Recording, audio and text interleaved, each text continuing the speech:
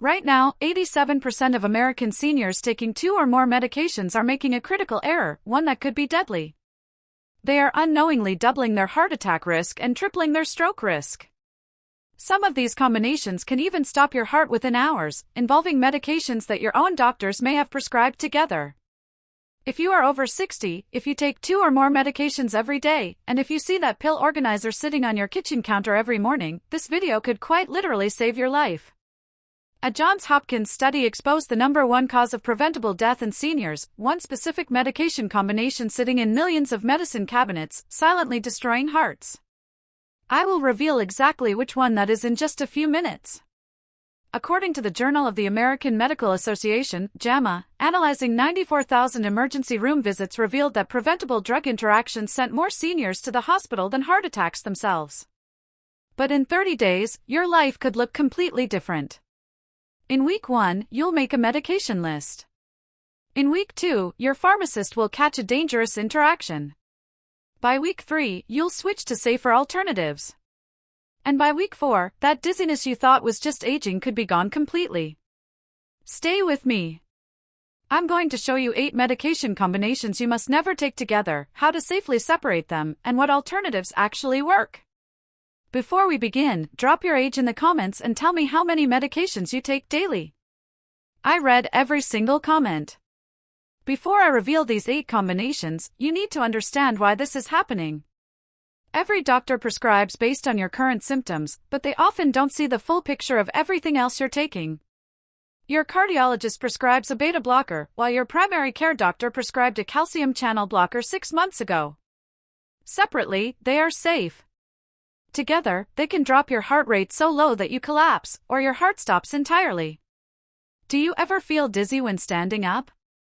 Unusually tired? Is your mind foggy? If the answer is yes, pay close attention. These could be signs of dangerous interactions happening right now. Type 1 in the comments if you've experienced any of these symptoms, or 0 if you haven't. Also, let us know where you are watching from. Your comment helps YouTube show this video to more people who need to protect themselves. Think of your body like a complex chemistry lab. Each medication is a chemical reaction that is safe on its own. But when you combine multiple reactions without supervision, unexpected things happen. 2 safe reactions can create a dangerous explosion. That is exactly what happens when medications interact. In 2018, Cleveland Clinic researchers discovered something that shocked the medical community, a pattern they'd missed for decades. I'll reveal that at number 3. Johns Hopkins found that 73% of serious adverse drug events were caused by drug interactions. Not the wrong medications, but the interactions between them. 3 out of 4 serious medication problems happen because of combinations. Your liver at 70 doesn't process drugs the way it did at 40. Your kidneys at 65 filter at only 60% to 70% capacity. Fat-soluble drugs accumulate in your tissues, building up to toxic levels. Yet, prescribing guidelines are often based on studies done on 50-year-olds, not 80-year-olds. The average medical appointment lasts just 15 minutes. Doctors simply don't have time to cross-check 8 different medications. They rely on pharmacy software that catches only the most obvious, immediate, life-threatening interactions, not the subtle ones. The combinations that are slowly damaging your kidneys, gradually depleting nutrients, or causing irreversible nerve damage often slip through. But here's the good news: once you know which combinations are dangerous, this is 100% preventable. You can regain control, restore balance, and reverse the damage before it becomes permanent. We are counting down from 8 to 1. Some will surprise you. Some will anger you. Number 1 will absolutely shock you. By the end, you'll have a complete protocol to take to your doctor tomorrow morning, not next week, tomorrow. Every day you wait is another day of risk. Let's begin. Number 8, aspirin plus ibuprofen. Both are over-the-counter pain relievers, so they must be safe, right? Wrong. Aspirin is an antiplatelet medication. It permanently disables platelets for 10 days to prevent blood clots. But ibuprofen also affects platelets temporarily, effectively blocking aspirin from working. Think of your platelets like construction workers patrolling your blood vessels. Aspirin tells them, stand down. Don't patch anything. Blood must flow freely. That message is permanent. Ibuprofen comes along and says, take an 8-hour break. During that break, aspirin cannot deliver its message. Your protection is cancelled for that day. FDA research from 2006 found that taking ibuprofen within 2 hours before or 8 hours after daily aspirin reduced its cardioprotective effect by 73%. With ibuprofen, your shield is gone. You've lost most of your protection. A Vanderbilt study followed 7,000 patients taking aspirin for heart protection. Those using ibuprofen regularly had a 59% higher risk of cardiovascular events. That's 5 additional heart attacks per 100 people. Take Richard Patterson, a 69-year-old postal worker from Tampa. He had a heart attack at 66, and his cardiologist put him on daily aspirin. Richard was diligent, but he had chronic knee pain, so his doctor suggested ibuprofen as needed. Richard took it 3 to 4 times a week for 2 years. Then, while gardening, he felt sudden chest pain. His wife called 911. An emergency. Catheterization revealed a complete blockage in his widowmaker artery. An emergency stent saved his life, but his cardiologist was puzzled. You've been on aspirin for 2 years, he said. What happened? When Richard mentioned the ibuprofen, the doctor realized the problem immediately. The ibuprofen blocked your aspirin. On those days, your protection was cancelled. Richard was devastated. Nobody told me this, he said. Check every pain medication in your house. Look for ibuprofen or naproxen. If the bottle says NSAID, it interacts with aspirin. If you must use an NSAID, timing is critical. Take your aspirin first thing in the morning, then wait 8 hours before taking ibuprofen. The safest option? Avoid NSAIDs entirely and switch to acetaminophen. Regular Tylenol doesn't affect platelets. The maximum safe dose for seniors is 3,000 milligrams daily. Tell your pharmacist about all your medications, including over-the-counter ones. The good news is that this is the easiest combination to fix. Switch from ibuprofen to acetaminophen today, and you can immediately regain your aspirin protection.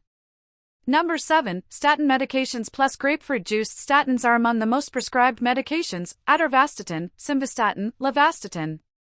Tens of millions take them daily. Grapefruit is marketed as a health food, high in vitamin C and antioxidants. However, grapefruit contains furanocoumarins, which inhibit a crucial enzyme called CYP3A4. This enzyme breaks down 50% of all prescription medications, including statins. When you drink grapefruit juice, you shut down this enzyme for 24 hours. Your body cannot break down the statin, causing drug levels to skyrocket. Instead of your prescribed dose, you're getting 3 to 5 times that amount. Think of CYP3A4 like a plumbing filter. Water flows through, and the filter removes the excess. Grapefruit juice clogs that filter. Suddenly, you get a massive flood, and far too much statin accumulates. This causes rhabdomyolysis, the rapid breakdown of muscle tissue. Muscle fibers dissolve, and myoglobin floods the bloodstream. Your kidneys try to filter this toxic flood and become overwhelmed, leading to acute kidney failure. Without immediate treatment, it can be fatal. Research has documented serious cases of statin-induced rhabdomyolysis linked directly to grapefruit juice. Helen Morrison, a 71-year-old nurse from Columbus, was prescribed simvastatin 40 milligrams. She also read that grapefruit juice was excellent for cardiovascular health, so she drank 8 ounces of fresh juice every morning. She thought she was being proactive. For 6 weeks, everything seemed fine. Then, Helen felt weak and her muscles ached deeply. She attributed it to gardening, but the pain got worse. Then her urine turned dark brown, almost black. That scared her enough to go to urgent care. Blood tests showed her creatine kinase levels were over 43,000, normal is less than 200. Helen was in severe rhabdomyolysis with acute kidney injury. When she mentioned the juice, the hospitalist groaned. That's what caused this. Your simvastatin level was probably 5 times higher than it should have been. You were overdosing every day for 6 weeks. Helen spent 4 days in intensive care. Her kidney function dropped to 40%. Thankfully it improved, but she now has permanent stage 3 chronic kidney disease, all because of grapefruit juice. If you are taking statins, avoid grapefruit entirely, not just juice, but fresh fruit and canned segments too. One whole grapefruit inhibits the enzyme for 24 hours, so you can't outsmart this with timing. Complete avoidance is the only safe option. Switch to oranges, tangerines, lemons, or limes. None of these affect CYP3A4. If you stop today and get blood work within the week, you can reverse early damage before it becomes permanent. Number 6. Blood pressure meds plus decongestants. This is incredibly common and incredibly dangerous. You're on blood pressure medication, and your pressure is controlled perfectly at 120/80. Then you catch a cold. You grab Sudafed or a cold medicine and take it as directed. Within hours, your blood pressure spikes dramatically, 160/95, or even 170/100. You don't feel it happening, but internally your heart is straining dangerously, and your stroke risk multiplies. Most decongestants contain pseudoephedrine or phenylephrine. These constrict blood vessels to stop the swelling in your nose so you can breathe. But they don't just constrict the vessels in your nose, they constrict blood vessels everywhere in your body. Think of your circulatory system like water pipes. Blood pressure medication dilates those pipes so blood flows easily. Decongestants constrict those pipes. It's like stepping on a garden hose while the water is running, the pressure builds dangerously. Frank Wilson, a 68-year-old electrician from Houston, had his high blood pressure controlled with lisinopril. When he caught a cold, he bought Sudafed PE. By day 2, Frank woke up with the worst headache of his life, splitting pain, and blurry vision. At the ER, his pressure was 198/112, a hypertensive crisis. He spent 2 days in the hospital, facing an $18,000 bill, all because of a $7 decongestant. If you are on blood pressure medication, avoid all oral decongestants. Period. Check the active ingredients for pseudoephedrine or phenylephrine. Be careful with multi-symptom medicines like Dayquil or Mucinex D, the D is your warning. Use safe alternatives like saline nasal spray, cool mist humidifiers, or hot tea. Frank reclaimed his health by managing congestion naturally, and his pressure is perfect again. You can do the same. Number 5. Thyroid medication, levothyroxine, plus calcium or iron. This frustrates me because it is easily fixed with proper timing, yet it causes massive problems. Levothyroxine is a synthetic thyroid hormone that must be absorbed in the intestines. Calcium and iron supplements act like powerful magnets. When you take them with your thyroid pill, they bind to the medication in your stomach, creating a complex too large to be absorbed. It passes right through you. You might absorb only 50% or 30% of your dose. Your thyroid levels drop, and you develop symptoms, fatigue, feeling cold, weight gain, brain fog. Your doctor sees the symptoms and increases your dose. But if you keep taking calcium with breakfast, the problem persists. Eventually, you're on a massive dose you don't actually need, leading to palpitations, anxiety, and bone loss, all from a timing error. Mayo Clinic research found that calcium reduced levothyroxine absorption by up to 53% and iron by up to 60%. Barbara Jenkins, a 74-year-old accountant, was taking her thyroid medication faithfully every morning. She also took calcium for her bones at the same time. For months, her doctor kept increasing her thyroid dose because her levels weren't normalizing. She began feeling jittery and couldn't sleep. Finally, a doctor asked about her supplements. "That's your entire problem," he said. "The calcium is blocking absorption."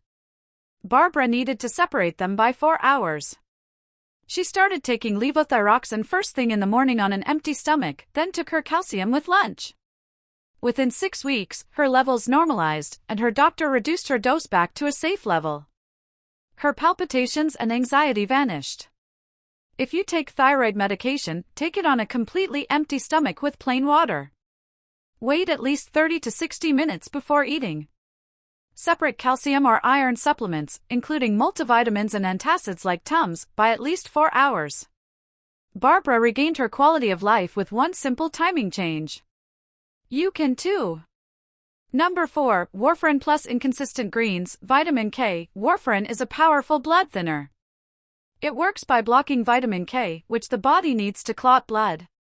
Your doctor monitors this with an INR test. The tricky part is that vitamin K from food affects how warfarin works. Many doctors, following old guidelines, tell patients to avoid leafy green vegetables. Patients hear this, eliminate healthy foods, and stabilize. But then, maybe they have a spinach salad one day. Suddenly, their INR plummets, and stroke risk skyrockets. Think of warfarin therapy like a seesaw. Warfarin pushes down on clotting, vitamin K pushes up. If both sides are balanced, the seesaw stays level. But if your vitamin K intake changes wildly, the seesaw swings. The key isn't avoiding vitamin K, it is consistency.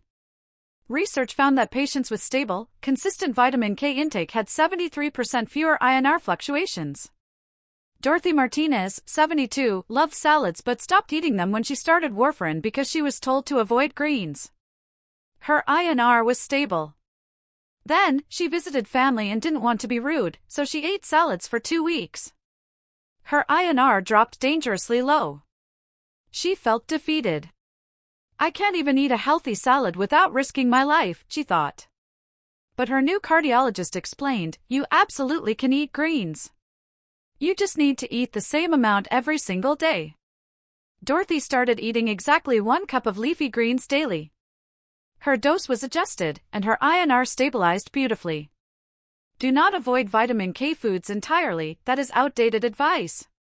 Decide on an amount you can maintain and eat that exact amount every day. Better yet, ask your doctor about newer anticoagulants like apixaban or rivaroxaban, which don't interact with food at all. Number 3, ACE inhibitors/ARBs plus potassium supplements. This combination shocked the medical community in 2018. It is responsible for more preventable hospitalizations and deaths than any other interaction. ACE inhibitors, like lisinopril, and ARBs, like losartan, cause kidneys to retain potassium. Many seniors also take potassium supplements or use salt substitutes, which are pure potassium chloride. When you combine a medication that retains potassium with a potassium supplement, levels can skyrocket. This is hyperkalemia. It can stop your heart with 0 warning. Think of potassium like the electrical voltage in your heart. Too much potassium short-circuits the system. William Hayes, 70, was taking lisinopril. He started taking a potassium supplement for muscle cramps, thinking it was safe. For 8 months, he was fine. Then one evening, his heart started beating irregularly. He felt profound weakness. At the ER, his potassium level was 7.2, critical and life-threatening. He spent 3 days in the ICU and suffered permanent kidney damage, all because of a harmless supplement. Ironically, his cramps were likely caused by a magnesium deficiency, not potassium. If you take an ACE inhibitor or ARB, never take a potassium supplement unless prescribed by a doctor who is monitoring your blood. Avoid salt substitutes completely. If you have cramps, ask your doctor about magnesium instead. Number 2, metformin plus acid reducers. Metformin is common for diabetes. H2 blockers, like Pepcid/famotidine, are common for reflux. The problem? Both interfere with vitamin B12 absorption. Taking them together creates a perfect storm for severe B12 deficiency, which causes permanent neurological damage. Think of vitamin B12 like the insulation coating on electrical wires. Without it, the insulation falls apart, and nerve signals misfire. This leads to numbness, balance problems, and cognitive decline that mimics Alzheimer's. Tragically, if this isn't caught early, the damage is permanent.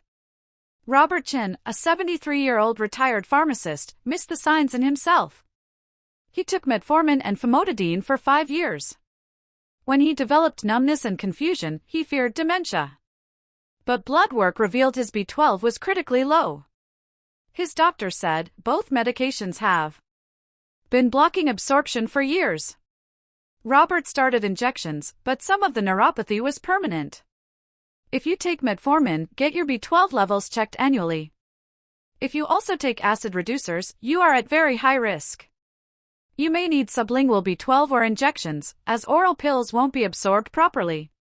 Number 1. Beta blockers plus non-dihydropyridine calcium channel blockers. This is the single most dangerous combination, yet it is prescribed routinely. Beta blockers, like metoprolol, slow the heart rate. Non-dihydropyridine calcium channel blockers, like diltiazem or verapamil, also slow the heart rate. When taken together, 1 plus 1 doesn't equal 2, it equals 10. They can drop your heart rate so low that your heart simply stops.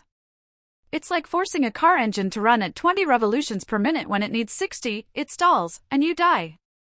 A study of 91,000 patients showed this combination increased the risk of death by 4.7 times. Margaret Simpson, 76, was put on both medications. Within 2 weeks, she collapsed in her kitchen. Her heart rate was 42. She survived but suffered a head injury and permanent cognitive slowing. James Mitchell, 68, wasn't as lucky. He required a permanent pacemaker after this combination damaged his heart's electrical system. If you are taking a beta blocker and diltiazem or verapamil, call your doctor immediately. This needs urgent review. There are safer alternatives. Your action plan *, knowing this isn't enough. You need to act. Step 1 * tonight, write down every medication and supplement you take. Step 2 * tomorrow, check your list against these 8 combinations. Step 3 * if you are on the thyroid/calcium combo, fix the timing immediately. Step 4 * this week, take your list to your pharmacist. Ask specifically, can you check my list for interactions? Step 5 * schedule a comprehensive medication review with your doctor. Use those exact words. Step 6 * start a symptom journal to give your doctor concrete data. I've created a free downloadable PDF checklist of these combinations and the protocol. The link is in the description. Download it, print it, and take it to your doctor. Your heart has beaten for you over 2 billion times. It deserves protection, not dangerous chemical cocktails. Today you learned the truth that 97% of people will never know. Now comes the hard part, taking action. Not tomorrow, not next week, do it now. Your future self is counting on you. If this helped you, please do 3 things: leave a comment telling me which combination you are checking, share this with someone you love, and subscribe. Next week, I'm releasing a video on 7 foods that naturally thin your blood. You won't want to miss it. Thank you for your time. You matter. Take care of yourself. In addition to monitoring pharmaceutical interactions, it is vital to recognize that your diet plays a massive role in medication safety. As we discussed with the warfarin and grapefruit examples, food is not just fuel, it is chemically active information that your body processes alongside your prescriptions. Many seniors inadvertently undo the benefits of their heart medications by consuming high-sodium processed foods that stiffen arteries, or they risk dangerous bleeding by combining blood thinners with unchecked herbal supplements like ginkgo biloba or garlic pills. True health independence comes from viewing your body as a complete system where food, hydration, and medication must work in harmony.